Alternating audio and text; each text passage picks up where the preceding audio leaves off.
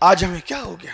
کچھ نہیں ہوتا، یہ اللہ کی مرضی. اگر اللہ چاہے تو مغرب سے بھی لے آؤ گے، مشرق اور مغرب سے. اگر عیبدار اولاد دینا ہوگا تو تب بھی دے گا. اور سگے بھائی کی بیٹی اپنے بیٹے کے لیے لاؤ گے، اور اللہ خوبصورت دینا چاہے تو دے گا. اس لیے اپنے شادی سیکھو، نکاح سیکھو. اب نکاح، آخری بات کرنے لگا. نکاح میں لوگ کیا کرتے ہیں؟ بینڈ بجا رہے ہیں، گانے بجا رہے ہیں. اور ایک بات مجھے پتا چلی، آپ کے یہاں کیا ماحول ہے نہیں پتا، لیکن دوسرے علاقوں میں چونکہ آپ کی دعاؤں سے آپ جانتے ہیں، میں پورے ہندوستان میں جاتا ہوں. اب رت جگہ میں تاش کے پتے اور جوا کھیلتے ہیں لڑکے، منڈپ میں بیٹھ کے شراب پیتے ہیں. شراب ہمارے بچپن میں بارات میں اگر سگریٹ بھی بانٹتے تھے نا نوجوان لڑکے، تو بڑوں سے چھپ کے بانٹتے تھے. وہ بھی بڑے ڈانٹتے تھے اگر دیکھ لیتے تھے سگریٹ بٹ رہی ہے شادی میں، اتنے بدماش ہو گئے تم لوگ. اور آج کیا ہو رہا ہے؟ حکے چل رہے ہیں، حکے میں بھی نشے کی چیز رکھی جا رہی ہے، شراب پی رہے ہیں. اور جہاں شراب پی جا رہی ہے وہاں لعنت برس رہی ہے. بولو جس کے منڈپ میں لعنت برسے گی اس کی شادی میں لعنت نہیں برسے گی؟ جہاں تاش کھیلا جائے گا، تاش، جوا، جس کے بارے میں فرمایا گیا جس نے جوا کھیلا اس کے ہاتھ قیامت کے دن سور کے خون میں رنگے ہوئے ہوں گے. یہ تو شادی کرنے والوں کو سوچنا چاہیے کہ میرے گھر کے آنگن میں شادی میں جوا کھیلا جائے گا، لعنت والا کام. شراب پیا جائے گا، لعنت والا کام. پٹاخے پھوڑے جائیں گے، لعنت والا کام. بینڈ باجے بجائے جائیں گے، ڈی جے بجایا جائے گا، لعنت والا کام. جب لعنت برسے گی نکاح کے وقت تو رحمت کیسے آئے گی زندگی میں؟ نعت شریف پڑھو، محفل میلاد کرو، حضور کی محفل سجاؤ تاکہ رحمتوں کا نزول ہو، برکتوں کا نزول ہو. اللہ کے بندو زندگی گزارنا سیکھو. اور جو آخری بات عرض کرنے چلا تھا، نکاح بس اینڈ ہو رہا ہے. نکاح آخری بات، نکاح صرف جنسی تسکین کا نام نہیں ہے. یہ کسی اور قوم میں ہوگا جنس کی تسکین کا نام، یوز کرو چھوڑ دو. ہمارے یہاں نکاح یہ ہے، ایک دوسروں کے دل میں اترنے کو نکاح کہتے ہیں، ایک دوسرے کا لباس بننے کو نکاح کہتے ہیں، ایک دوسرے کے ہمدرد بننے کو نکاح کہتے ہیں. بلکہ یہ کہہ دوں کہ تو میں ہو جا اور میں تو ہو جاؤں، اور تو اور میں کا جھگڑا ختم ہو جائے، اس کو نکاح کہتے ہیں. اور اس نکاح کی برکت کیا ہے وہ سن لیں. ہم لوگ جب نکاح کرتے نا، نکاح، بیوی بیمار ہو جاتے تو چھوڑ کے بھاگنے والے نہیں ہیں، بلکہ ہم تو مرنے کے بعد بھی نہیں چھوڑتے. ہم تو بیویوں کو مرنے کے بعد بھی یاد رکھتے ہیں. اما جان ام المومنین خدیجہ پاک کا وصال ہوا، حضور بکری ذبح کرتے تھے تو کہتے تھے پہلے یہ بکری کا گوشت خدیجہ کے رشتہ داروں میں اور ان کی سہیلیوں میں بٹے گا، اس کے بعد میں کھاؤں گا تاکہ خدیجہ کی روح کو اس کی وجہ سے خوشی مل جائے. دیکھا، بعد وصال بھی یاد رکھا. ہم لوگ وہ لوگ ہیں. اب میں اپنی بچیوں سے کہتا ہوں، بچیوں سیریل دیکھ کر، فلمیں دیکھ کر کسی کے بہکاوے میں مت آؤ کہ مسلمان بیوی کو اچھا نہیں رکھتے. واللہ جو سچا مسلمان ہوگا اس سے اچھا بیوی کو کون رکھے گا؟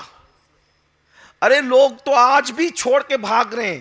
یہ ہمارا کلیجہ ہے. میں لوگوں کو کہتا ہوں کہ بیوی اگر زندہ ہو تو اس کے رخسار کے تل پر ہم سمرقند اور بخارا جیسے شہر بساتے ہیں، اور اگر مر جائے تو اس کی یاد میں تاج محل جیسی عمارتیں بناتے ہیں. یہ تو اپنی بات ہے، اپنی نشانی ہے. یہ تاج محل نہیں دیکھتے. یہ ہے مسلمانوں کا. مسلمانوں کو مسلمان بننے کی ضرورت ہے. جو آخری بات کہنے چلا تھا اس کو سن لیں. اگر آپ کو نصیحت خاص، مرد کیا سوچتا ہے کہ بیوی اس کو مارنا یہ مردانگی ہے، طلاق کی دھمکی دینا یہ مردانگی ہے، اس کو کنیز بنا کے رکھنا یہ مردانگی ہے، اس کو کچھ بولنے نہیں دینا یہ مردانگی ہے. یہ سب نامردی ہے. مردانگی کیا ہے؟ بیوی کہہ رہی ہو سنو اور مسکراؤ، بولنے دو اس کو. وجہ، زبان ہمیشہ کمزور لوگوں کی چلتی ہے. توجہ ہے؟ جو جتنا کمزور ہوگا اس کی زبان اتنی زیادہ چلے گی. مثال، جب آدمی جوان ہوتا ہے تو پورے جسم میں طاقت ہوتی ہے، اس لیے آدمی جوانی میں زیادہ نہیں بولتا، لیکن بڑھاپے میں تو پہلوان ہو جاتا ہے. بولو، پہلوان ہوتا ہے. بولیے بھائی، کیا ہوتا ہے بڑھاپے میں؟ کمزور ہو جاتا ہے. یہ کمر دکھ رہی ہے, وہ گھٹنے دکھ رہے ہیں, وہ جوڑ میں درد ہے, وہ بیماری ہے, یہ شوگر ہے, وہ بلڈ پریشر ہے, وہ ایسا ہے, وہ ویسا ہے. بڑھاپے میں پھر آدمی کرتا کیا ہے؟ ایک جگہ کھٹیا بیٹھا رہتا ہے کرسی پہ, اور کیا کرتا ہے؟ بولتا زیادہ. بچپنے میں بچے زیادہ بولتے ہیں, بڑھاپے میں بڈھے زیادہ ہو, کیونکہ بچپنا بھی کمزور ہوتا ہے اور بڑھاپا بھی. تو نشانی کیا ہے؟ جو جتنا کمزور ہوگا وہ اتنا. عورتیں کمزور ہوتی, ان کو بولنے کی عادت ہے, اور اللہ نے ان کو بولنا زیادہ اس لیے سکھایا. توجہ, بول دوں کیوں سکھایا؟ اس میں بھی حکمت ہے. ہمیں کوئی اعتراض نہیں ہے, بولو, زیادہ بولو, مگر کیوں؟ کیونکہ بچے ماں کے قریب رہتے ہیں. اگر ماں کم سخن ہوگی, ماں نہیں بولے گی, تو بچہ بولنا کیسے سیکھے گا؟ اس لیے جس کے پاس بولنے کی تربیت لینا ہے تو اس کو اللہ نے بولنے کی زیادہ توفیق دی, اس لیے وہ بولتی رہتی ہے, بولتی رہتی. مردوں کا کام ہے مسکرا کے سن لیں, کچھ ٹیڑھی تباڑی بھی کرتی ہے, سن لیں. وجہ, آقا فرماتے تم میں سب سے بہادر وہ ہے جو غصہ پی جائے. طلاق دینے والے نامرد ہیں, عورتوں کو پہ ظلم کرنے والے نامرد. سن لیں, ذمہ داری سے کہہ رہا ہوں, جس کو بات کرنا ہے میرے ساتھ بیٹھ کے بات کر لیں, میں دلیل دینے کے لیے تیار ہوں. مارنے پیٹنے والے, بلکہ حدیث پاک کا مفہوم ہے, جو بیوی کو مارے ایسا ہے جیسے تھوک کے چاٹنے والا, اور دن کو مارے گا لیکن رات تو اسی کے ساتھ گزارے گا. تو جس کے ساتھ رہنا اس کو مارتے گے. اسلام میں مارنے کا تصور نہیں ہے بیوی کو. تو آپ کہیں گے یار وہ تو منہ چلاتی. میں نے کہا اس کا منہ چلانا بھی اپنے لیے فائدے مند ہے. کتنا فائدے مند ہے؟ وہ جو آخری بات کہنے چلا تھا اس کو سنے, بات پوری کرتے. ایک بہت بڑے بزرگ ہیں, بہت بڑے بزرگ. اس بزرگ کو دنیا شیخ ابو الحسن خرقانی کہتی ہے. نام سنا ان کا؟ یہ ابو الحسن خرقانی کون ہے پتہ ہے؟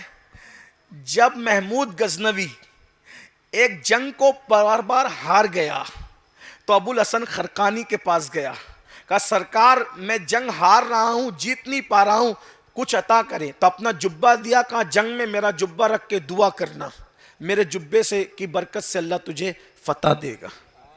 اور محمود نے خرقانی کا جبہ رکھ کے دعا کی, اللہ فتح دے, اللہ نے فتح دی. جس کا جبہ اتنا قیمتی ہو, جس کے وسیلے سے دعا قبول ہو, کتنا عظیم آدمی ہوگا ابو الحسن خرقانی.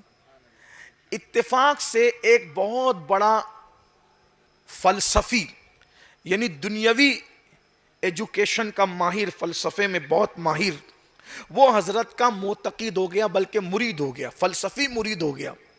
توجہ کرنا, توجہ ہے نا آپ کی؟ یہ بات اینڈ ہو رہی ہے.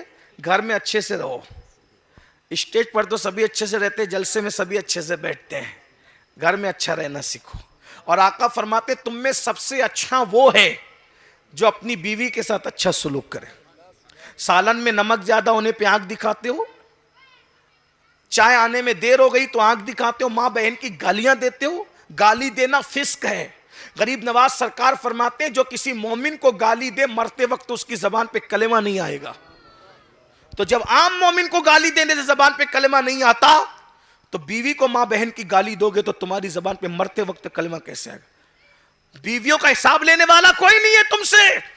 بیویاں تو کمزور ہے, جتنا دبانا چاہو دبا لو, مگر سن لو حدیث پاک کا مفہوم ہے, جس نے عورتوں پہ ظلم کیا ہوگا اگر وہ پہاڑوں جیسی نیکیاں لے کر آئے گا, اللہ اس کی نیکیوں کو قیامت کے دن ریزہ ریزہ کر دے گا.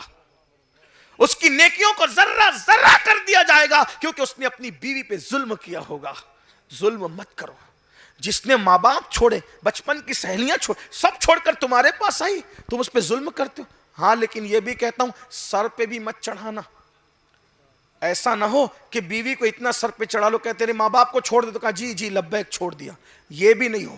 دیکھو اسلام میں اعتدال ہے. نہ بیوی سر پہ چڑھانے کی چیز ہے, نہ پیر میں پہننے کی چیز ہے. وہ بائیں پسلی سے دل کے قریب سے پیدا ہوئی ہے, وہ دل میں رکھنے کی چیز ہے. نہ سر پہ اٹھاؤ نہ پیر میں بٹھاؤ, اس کو دل میں رکھو. جس کی جو جگہ ہے اس کو وہاں رکھو. بہت پیار کرو لیکن لگام بھی کس کے رکھو. ہاں یہ بھی, ظلم بھی مت کرو لیکن کنٹرول رہنا. اتنا کنٹرول رہنا چاہیے کہ اگر آنکھ بڑی کر کے دیکھ لیں تو پھر اٹینشن ہو جانا چاہیے. کیونکہ میں ایسی خواتین کو جانتا ہوں کہ جن کو آنکھ بڑی کر کے اگر دیکھنے والا دیکھ لیتا ہے تو پھر کئی مہینے تک کے سارا معاملہ درست ہو جاتا ہے. تو آپ کا کنٹرول ایسا ہونا چاہیے, نہ غلامی کرو اور نہ ظلم کرو. بار بات آ گئی تو طویل بھی ہو رہی ہے, اس کا خیال بھی ہے, لیکن بات ختم بھی ہوتی ہے. شادی کی محفل ہے, آپ بہت اچھا سنیں. کبھی کبھی بہت بڑی محفلوں میں بھی لوگ بہت اچھا نہیں سنتے, اور کبھی کبھی بہت بڑی محفل نہیں ہوتی لیکن لوگ اچھا سنتے, تو بولنے میں بھی اچھا لگتا ہے. اور آپ نے ایسی محفل سجائی ہے, بہت اچھا لگ رہا ہے آپ سے بولنے میں, لیکن اب بہت دیر تک نہیں, کیونکہ ہمیں بھی فلائٹ پکڑنی ہے, فلائٹ نہ چھوٹے, اس کا بھی ہمیں خیال ہے.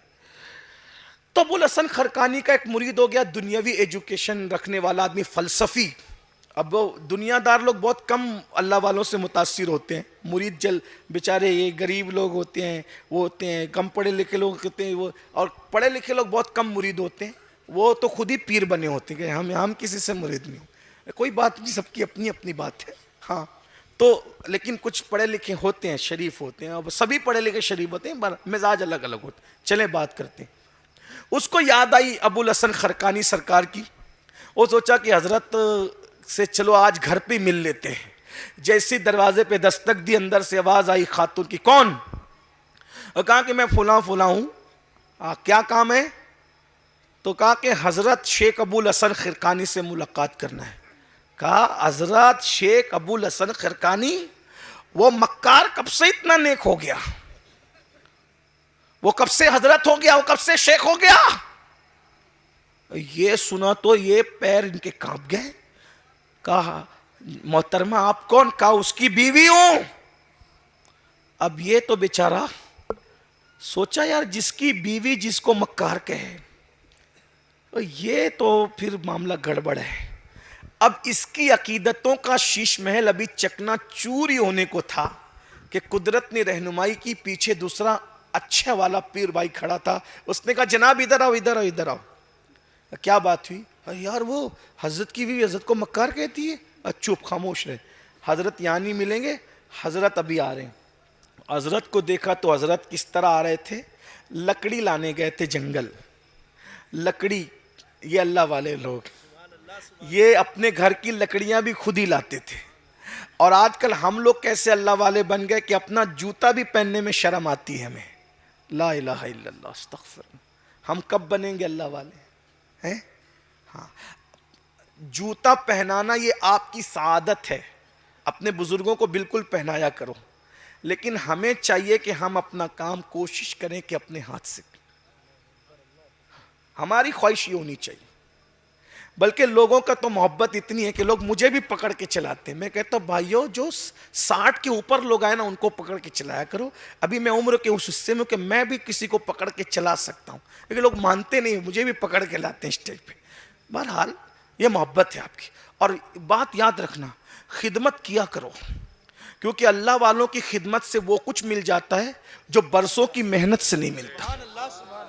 ایک مرتبہ ایک صحابی نے رسول اللہ کی نالین حضور کو پہنا دی. سرکار نے تو نے میری نالین مجھے پہنا دی ہے, اللہ پل صلات پر تیرے قدم کو سلامت رکھے.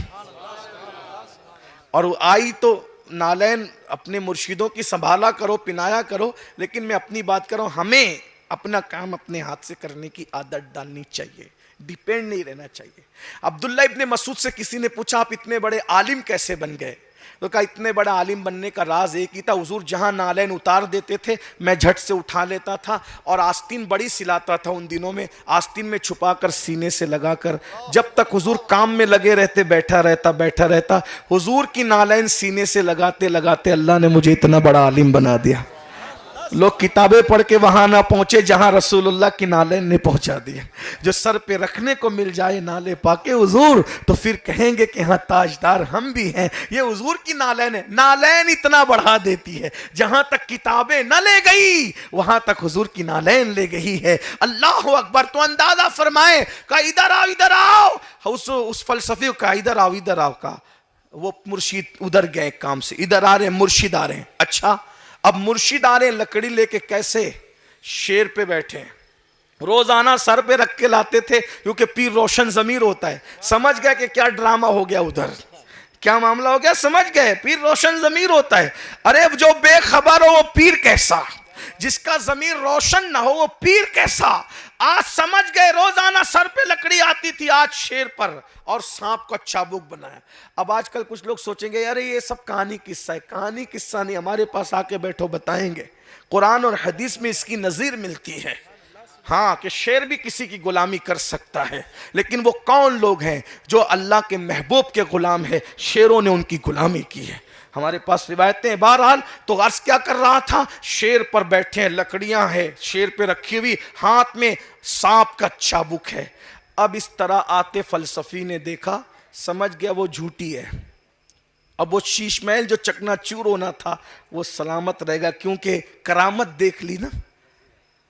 جیسے سرائے پیر چومے کا سرکار، کچھ نہیں کہنا، میری تو عقیدتوں کا شیش محل چکنا چوری ہوا تھا. اگر یہ اللہ کا بندہ رہنمائی نہ کرتا. میری گزارش حضرت، میں آیا تو بدزن ہونے کے قریب تھا مگر بچ گیا. کوئی آئے گا آپ سے بدزن ہوگا، بیعت توڑے گا، آپ کا مخالف ہو جائے گا، اس کو پہلی فرصت میں گھر سے نکالو، اس کو طلاق دو آپ، ورنہ بہت نقصان پہنچائے گی یہ عورت آپ کو. حضرت ابو الحسن خرقانی نے کہا کیا کہا؟ اس کو طلاق دوں؟ ارے وہ میری بیوی ہے. میری بیوی کے خلاف بکتے ہو؟ وہ میری محسنہ ہے، اس کے احسانات ہیں مجھ پہ. کہا حضرت وہ مکار کہتی ہے، دغاباز کہتی ہے، آپ کا نام لیتی ہے، آپ کہتے ہیں احسان ہے، محسنہ ہے، آپ طلاق نہیں دیں گھر سے. کہا بیٹا یہ شیر پہ سواری، یہ ہاتھ میں سانپ کا چابک، یہ جو کرامت دیکھ رہے ہیں نا، یہ نفل نمازوں کی وجہ سے نہیں ہے. وہ مجھ پہ ظلم کرتی ہے اور میں اس کو برداشت کر کے صبر کرتا ہوں، اسی کی برکت سے اللہ نے مجھے یہ مقام عطا فرما دیا. سمجھا؟ تو صرف تسبیح مصلے سے ولایت نہیں ملتی، کبھی کبھی بیوی کے ظلم کو صبر کرنے سے بھی اللہ ابو الحسن خرقانی جیسوں کو اتنا بڑا مقام عطا فرما دیتا ہے. اس لیے یہ دنیا دنیا ہے، کچھ برداشت کر لو، کچھ کہہ دو، کچھ سن لو. یہ سوچو کہ آپ نے کسی حور سے نکاح نہیں کیا ہے، آپ نے کسی انسان سے نکاح کیا ہے، اور انسان سے غلطیاں ہوتی رہتی ہے. اللہ تعالیٰ ہم سب کو توفیق عطا فرمائے.